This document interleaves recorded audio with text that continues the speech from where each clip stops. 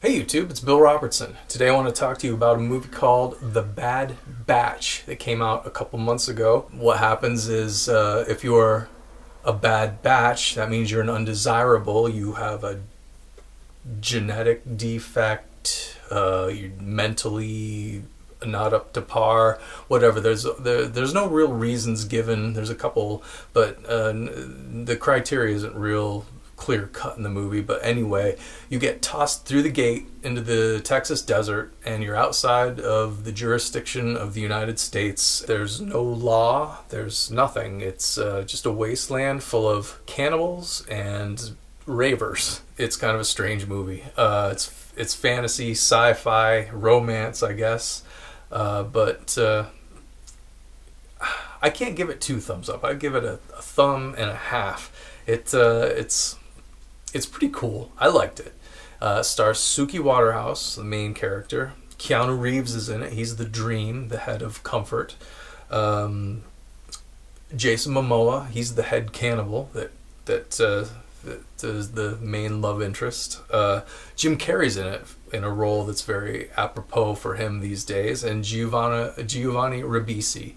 Both Jim Carrey and Giovanni Ribisi have roles where they're almost unrecognizable. You wouldn't even know it's them unless you were really paying attention. But pretty neat. All the characters in this are really cool. It's a little bit Mad Max. It's a little bit Tank Girl. It's a lot of things. I wouldn't call it post-apocalyptic, like I said. It's more like modern apocalyptic, because it seems to be like a metaphor for President Trump's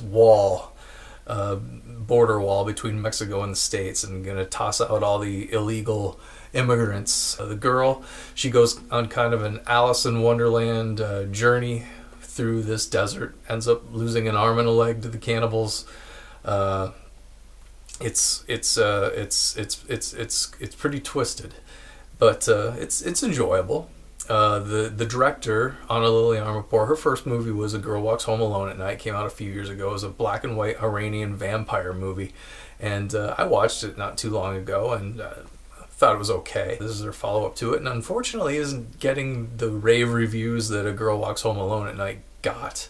And I guess I can see where some people would not like it too much. It's slow, it's a little weird, but I liked it. Like I said, a thumb and a half. I think I liked it better than A Girl Walks Home Alone at Night, and that got way better reviews on like Rotten Tomatoes and IMDb. Interesting little bit of personal trivia. I spotted the Nyland First National Bank. This movie was filmed in the Salton Sea in Southern California, which is a deserted resort town. I actually went and visited there when I lived in LA a few years ago, and I have a picture of the First National Bank, which is used as a prominent set piece in this in this movie, which I thought was pretty neat when I spotted that. Like I said, give it a shot if you're into sci-fi, steampunk, fantasy.